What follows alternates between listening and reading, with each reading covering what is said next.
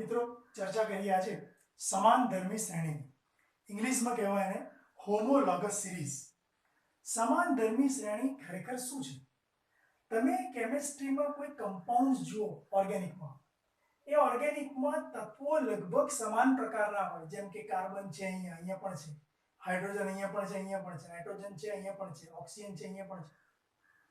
જો તમે ક્રમમાં કોઈ કાર્બનિક સંયોજન જુઓ અને એની અંદર સમૂહો સરખા હોય અને એમના અણુસૂત્રમાં ખાલી CH2 નો તફાવત હોય અને અણુભારમાં 14 AMU નો તફાવત હોય, તો આવી શ્રેણીને સમાનધર્મી શ્રેણી કહેવાય. હું તમને આની વ્યાખ્યા પ્રોપર આપું.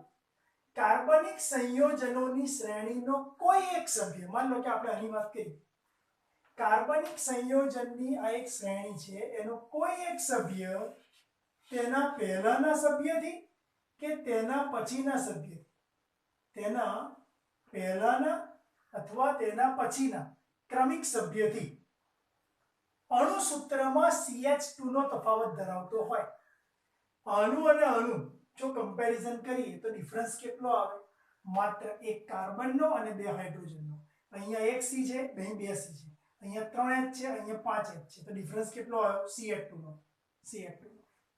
તમને ખબર છે કાર્બનનો પરમાણુ ભાર 12, હાઇડ્રોજનનો 1, તો 12 અને 2 * 2 14, ડિફરન્સ 14 નો આવે. જો અણુભારની ચર્ચા કરીએ તો આનો જેટલો અણુભાર હોય એના કરતા આનો અણુભાર 14 જેટલો વધારે હોય.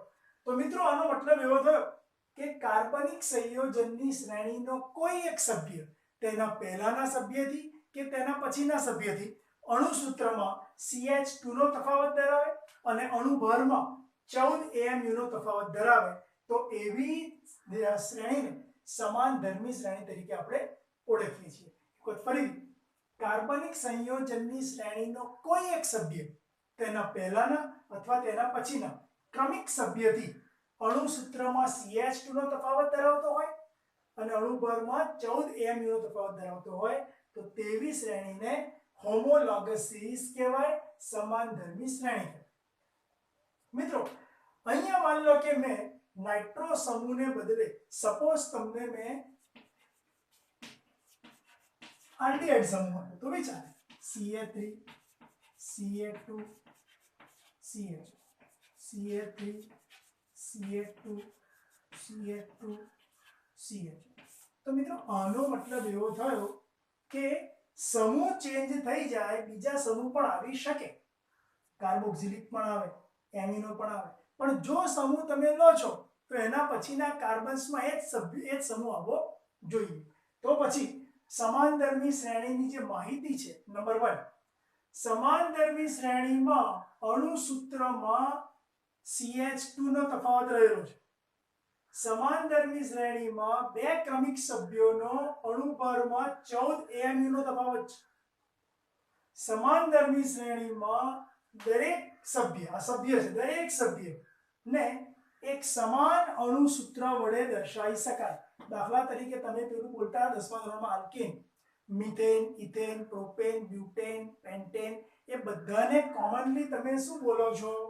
CnH2n+2. તો શ્રેણીના દરેક સભ્ય માટે એક સમાન અણુસૂત્ર વાપરી શકાય. શ્રેણીના દરેક સભ્યને ક્રિયાશીલ સમૂહ કેવો હોય? એક સમાન. જો અહીંયા નાઇટ્રો તો નીચે પણ નાઇટ્રો, અહીંયા પણ નાઇટ્રો, અહીંયા પણ નાઇટ્રો, એમ કરતા કરતા 10 સુધી, ડેકેન સુધી તમે જઈ શકો. તો મિત્રો આનો મતલબ એવો થયો કે સમાનધર્મી શ્રેણીમાં દરેક માટે, દરેક સભ્યોને એક સરખો, એક સમાન ક્રિયાશીલ સમૂહ હોય છે. મિત્રો અહીંયા પરમાણુઓની સંખ્યાની વાત નથી, પરમાણુઓના પ્રકાર. તમે જોઈ શકો છો અહીં કાર્બન પરમાણુ છે, હાઇડ્રોજન છે, નાઇટ્રોજન છે, ઓક્સિજન છે. તો નીચે પણ એવું જ છે, કાર્બન છે, હાઇડ્રોજન છે, નાઇટ્રોજન છે, ઓક્સિજન છે. એટલે પરમાણુઓના પ્રકાર એક સમાન હોય. સમાનધર્મી શ્રેણીમાં દરેક સભ્ય એક સમાન પ્રકારના પરમાણુઓ ધરાવે, એક સમાન પ્રકારના. મિત્રો સમૂહ જો સરખા હશે તો રાસાયણિક પ્રક્રિયાઓ બી કેવી હશે? એક સરખી હશે. તો મિત્રો રાસાયણિક પ્રક્રિયાઓ એક સમાન છે। સમાનધર્મી શ્રેણીમાં શ્રેણીના દરેક સભ્ય એક સમાન પ્રકારનો સમૂહ ધરાવે છે। દરેકમાં નાઇટ્રો સમૂહ છે તો દરેકની રાસાયણિક પ્રક્રિયાઓ કેવી હશે? એક સમાન હશે। તો ચોથો મુદ્દો આવે, એમની રાસાયણિક પ્રક્રિયાઓ કેવી હશે? એક સમાન। મિત્રો, સમાનધર્મી શ્રેણીમાં ઉપરથી નીચે તરફ જઈએ તો ચેન્જ શું થાય? ઉપરથી નીચે તરફ જતા કાર્બનની સંખ્યા વધતી જાય, પરમાણુઓની સંખ્યા વધતી જાય, એટલે કે બંધની સંખ્યા વધતી જાય, જેથી તેમના ગલન બિંદુમાં, તેમના ઉત્કલન બિંદુમાં અને તેમની દ્રાવ્યતામાં ફેરફાર ક્રમશઃ જોવા મળે છે।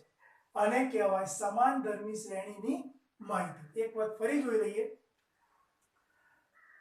કાર્બનિક સંયોજનની શ્રેણીનો કોઈ એક સભ્ય તેના પહેલાના કે તેના પછીના ક્રમિક સભ્યથી અણુ સૂત્રમાં CH2 નો તફાવત અને અણુભારમાં 14 AMU નો તફાવત ધરાવતો હોય તો તેવી શ્રેણીને સમાનધર્મી શ્રેણી કહેવાય। મળતી માહિતી, સમાનધર્મી શ્રેણીમાં દરેક સભ્યો એક સમાન પ્રકારના અણુસૂત્ર ધરાવે। દાખલા તરીકે આલ્કેન, આલ્કેનની ફોર્મ્યુલા શું છે? CnH2n+2 છે। શ્રેણીનો દરેક સભ્ય એક સરખો ક્રિયાશીલ સમૂહ ધરાવે, શ્રેણીના દરેક સભ્યમાં એક સરખા પ્રકારના પરમાણુ હોય અને શ્રેણીના દરેક સભ્ય એક સરખા પ્રકારની રાસાયણિક પ્રક્રિયાઓ આપે, કેમ કે ક્રિયાશીલ સમૂહ સમાન છે। જો સમૂહ સમાન હશે તો પ્રક્રિયાઓ પણ સમાન હશે। અને છેલ્લે ઉપરથી નીચે તરફ જતા, આ શ્રેણીમાં ઉપરથી નીચે તરફ જતા તેમની દ્રાવ્યતા, ગલન બિંદુ, ઉત્કલન બિંદુમાં ક્રમશઃ ફેરફાર જોવા મળે છે। ઓકે,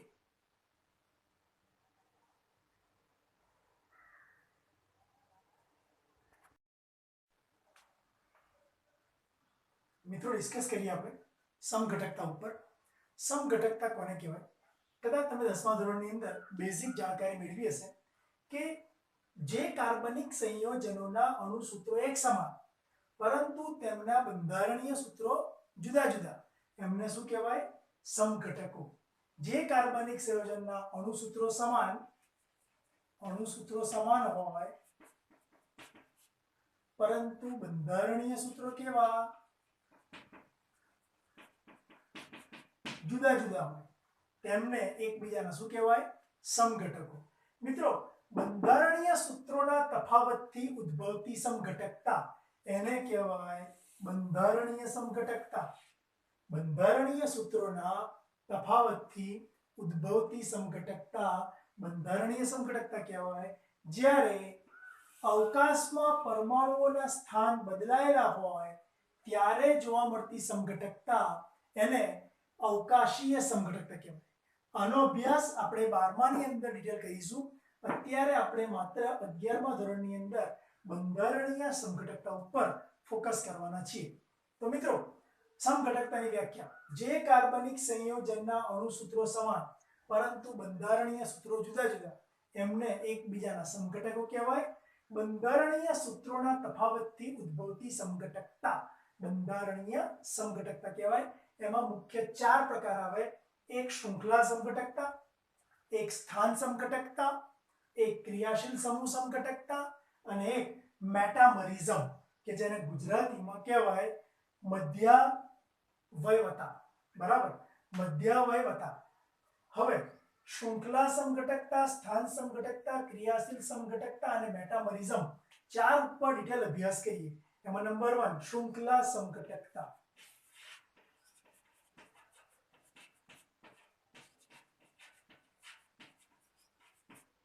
જે કાર્બનિક સંયોજનોના અણુસૂત્રો એક સમાન હોય, જે કાર્બનિક સંયોજનના અણુસૂત્રો એક સમાન પરંતુ તેમાં રહેલા કાર્બનની ગોઠવણી રેખીય અથવા શાખીય થાય તો તેમને એકબીજાના શૃંખલા સમઘટકો કહેવાય। દાખલા તરીકે કહું, મારી પાસે ધારો કે પેન્ટેન છે તો હું પેન્ટેનને બતાવીશ આવી રીતે: CH3 CH2 CH2 આ નોર્મલ પેન્ટેન થયો। કોણ થયો? હવે આ એક મિથાઇલ સમૂહ કે જે અહીં એટેચ છે એને હું અહીંયા એટેચ કરી દઉં તો મિથાઇલ અહીં જતો રહે તો એક H નું વિસ્થાપન થાય તો નવું સ્ટ્રક્ચર કેવું બનશે? CH3 CH2 CH નીચે આવ્યો CH3 આને કહેવાય 2 ઉપર મિથાઇલ આખો બ્યુટેન 2 મિથાઇલ બ્યુટેન.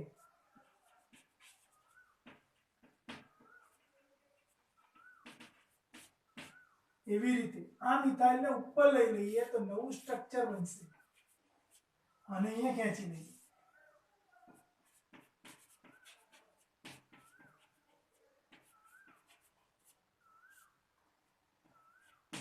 તો મિત્રો આનો મતલબ એવો થયો કે આમાં કાર્બનની ગોઠવણી રેખીય થઈ.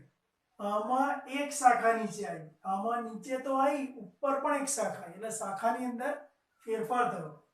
આમાં 2 ઉપર મિથાઇલ 2 ઉપર મિથાઇલ 2 ડાય મિથાઇલ પ્રોપેન. તો મિત્રો મેં તમને અહીંયા શું કરી આપ્યું, કાર્બનની લાંબી ચેન જે હતી એમાં શાખા બનાવી આપી. તો છે તો દરેકનું એક જ અણુસૂત્ર કયું C5H12. યુ કેન સી દરેકમાં 5 કાર્બન અને દરેકમાં 12 હાઇડ્રોજન. 3 3 6 3 9 1 10 2 12 3 ચોક 12 બરાબર જ છે. તો સાહેબ આનો મતલબ એવો થયો કે આપેલ પદાર્થ C5H12 છે. તો અહીંયા વ્યાખ્યા આપણી બની, જે કાર્બનિક સંયોજનના અણુસૂત્રો સમાન C5H12 પરંતુ તેમાં રહેલા કાર્બનની ગોઠવણી કાં તો રેખીય અથવા શાખીય થાય. અહીંયા કાર્બનની ગોઠવણી રેખીય છે, અહીંયા શાખીય છે, અહીંયા શાખીય છે. તો તેવી સમઘટકતા શૃંખલા સમઘટકતા તરીકે ઓળખાય છે. મિત્રો ફરી એકવાર, જે કાર્બનિક સંયોજનોના અણુસૂત્રો એક સમાન પરંતુ તેમાં રહેલા કાર્બનની ગોઠવણી રેખીય અથવા શાખીય થાય તો તેમને શૃંખલા સમઘટક તરીકે ઓળખવામાં આવે છે. ત્યારબાદ મિત્રો સેકન્ડ નંબર સ્થાન સમઘટકતાની ચર્ચા કરી લઈએ. સ્થાન સમઘટકતા શું છે? સ્થાન સમઘટકતા જે કાર્બનિક સંયોજનના અણુસૂત્રો સમાન હોય પરંતુ તેમાં રહેલા ક્રિયાશીલ સમૂહના સ્થાન જુદા જુદા હોય તો એમને એકબીજાના શું કહેવાય? પોઝિશન આઇસોમર્સ સ્થાન સમઘટકો.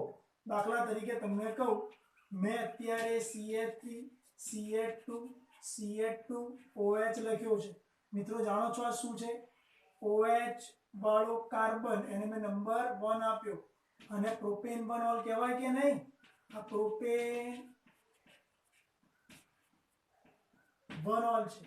પરંતુ જો હું આ OH ને સેકન્ડ નંબર પર મૂકી દઉં તો એક H નું વિસ્થાપન થાય. CH3 CH આને કહેવાય પ્રોપેન ટુ ઓલ. આ શું છે? Propane to all.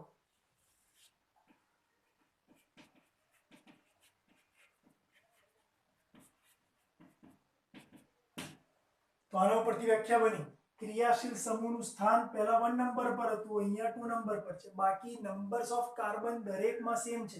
અહીંયા પણ 3 કાર્બન, અહીંયા પણ 3 કાર્બન. હાઇડ્રોજન 3 2 5 2 7 ને 1 8 3 3 6 ને 1 7 ને 1 8. ઓક્સિજન 1 મતલબ કે તમારા પદાર્થનું ખરેખર અણુસૂત્ર C3H8 અને O છે. તો મારી વ્યાખ્યા બનશે, જે કાર્બનિક સંયોજનના અણુસૂત્રો સમાન પરંતુ તેમાં રહેલા ક્રિયાશીલ સમૂહના સ્થાન જુદા જુદા હોય તો તેમને શું કહેવાય? સ્થાન સમઘટકતા. ચલો આગળ જઈએ. બીજું એક ઉદાહરણ આપીએ. હું તમને એમ કહું કે મારી પાસે CH3 CH2 CH2 Cl છે. બોલો ક્લોરો કઈ જગ્યા ઉપર છે? 1 નંબર પર છે. તો આનું નામ શું બનશે? 1 ક્લોરો પ્રોપેન. સામે મારું સ્ટ્રક્ચર બદલાઈ જાય. ક્લોરો સેકન્ડ નંબર પર લાગી જાય તો CH3 CH CH that is 2 chloropropane. 2 chloropropane.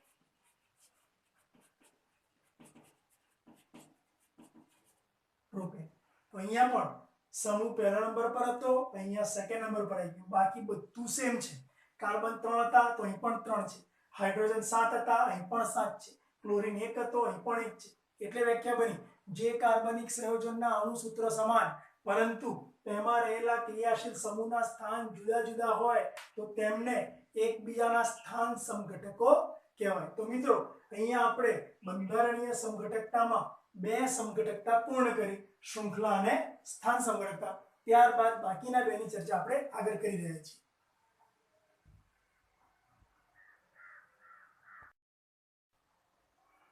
મિત્રો આગળની વાત કરીએ, ક્રિયાશીલ સમૂહ સમઘટકતા. જે કાર્બનિક સંયોજનના અણુસૂત્રો સમાન હોય પરંતુ તેમાં રહેલ ક્રિયાશીલ સમૂહ બદલાઈ જાય, અલગ અલગ થઈ જાય, એમને કહેવાય ક્રિયાશીલ સમૂહ સમઘટકતા. દાખલા તરીકે CH3 CH2 CHO છે. અત્યારે અહીંયા 3 કાર્બનનો કોણ છે? આલ્ડીહાઇડ. નવો પદાર્થ જે બનાવ એમાં 3 કાર્બન હોવા જોઈએ પણ સમૂહ ચેન્જ થયેલો હોવો જોઈએ.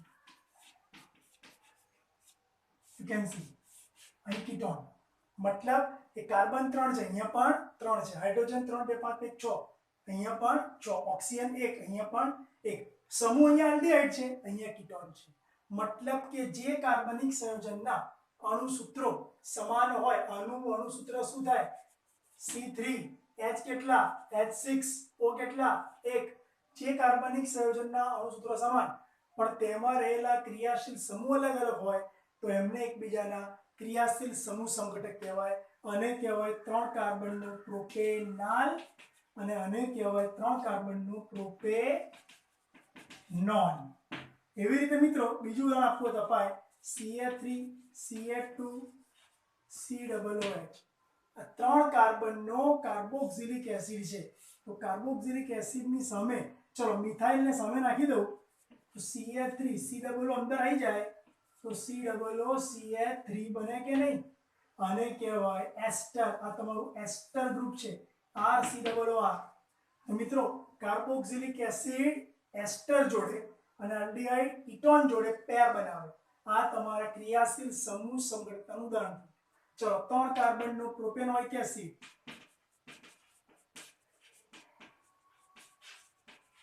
સામે 3 કાર્બન છે તો કે હા સાહેબ છે, હાઇડ્રોજન 6 છે, અહીંયા 6 છે, ઓક્સિજન 2 છે, અહીંયા 2 છે. ઓકે, મતલબ જે કાર્બનિક સંયોજનના અણુસૂત્રો સમાન હોય, બંનેમાં સૂત્ર સમાન છે, C3H6 અને O2, C3H6 અને O2. જે કાર્બનિક સંયોજનના અણુસૂત્રો સમાન પણ તેમાં રહેલા ક્રિયાશીલ સમૂહ જુદા જુદા હોય તો તેમને એકબીજાના શું કહેવાય? ક્રિયાશીલ સમૂહ સમઘટકો. મિત્રો એના પછી લઈએ નામ જરા જોઈ લઈએ, મિથાઇલ એસિટેટ. આનું નામ શું થશે? Methyl acetate. એવું ના લખવું હોય તો મિથાઇલ ઇથેનોઇટ. ચલો મેટાબોલિઝમની વાત કરીએ. મેટાબોલિઝમનો શું? જે કાર્બનિક સંયોજનના અણુસૂત્રો સમાન પણ ક્રિયાશીલ સમૂહની બંને બાજુ રહેલી જે શૃંખલાઓ છે એમાં કાર્બનની સંખ્યા જુદી જુદી હોય એને કહેવાય એકબીજાના મેટામર્સ. દાખલા તરીકે હું તમને કહું CH3 CH2 CO CH2 CH3, આની સામે હું કીટોનને અહીં લઈ દઉં, આને અહીં લઈ દઉં અને આને ત્યાં લઈ જાઉં તો નવું સ્ટ્રક્ચર શું બનશે?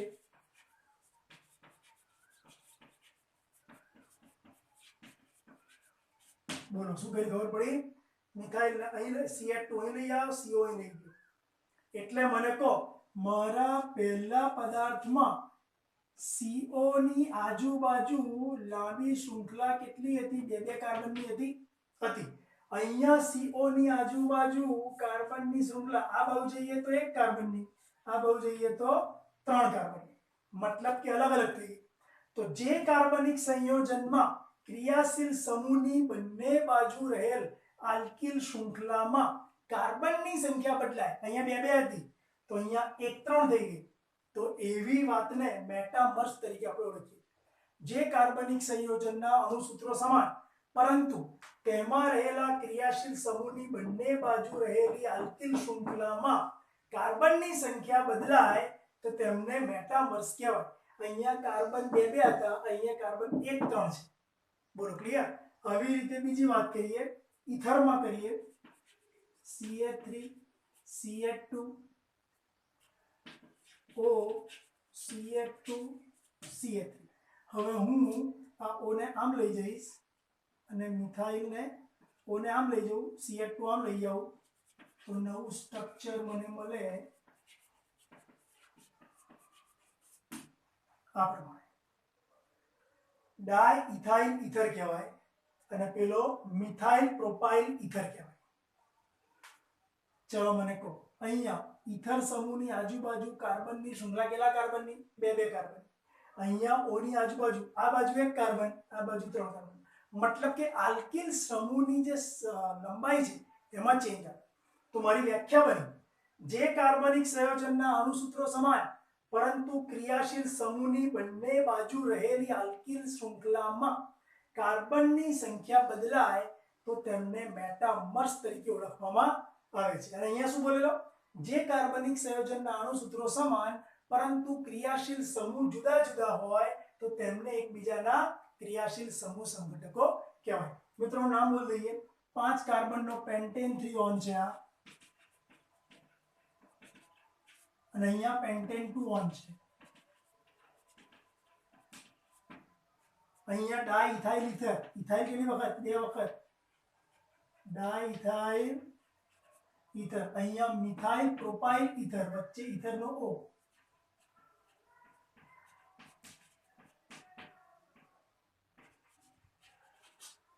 ઓકે, તો મિત્રો આવી રીતે આપણે સમઘટકતામાં 4 મુદ્દા પૂરા કર્યા: શૃંખલા, સ્થાન, ક્રિયાશીલ સમૂહ અને મેટામરિઝમ.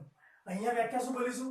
જે કાર્બનિક સંયોજનના અણુસૂત્રો સમાન, કાર્બનની ગોઠવણી રેખીય અથવા શાખીય. અહીંયા કાર્બનની ગોઠવણી રેખીય શાખીય ના હોય પરંતુ ક્રિયાશીલ સમૂહનું સ્થાન બદલાય.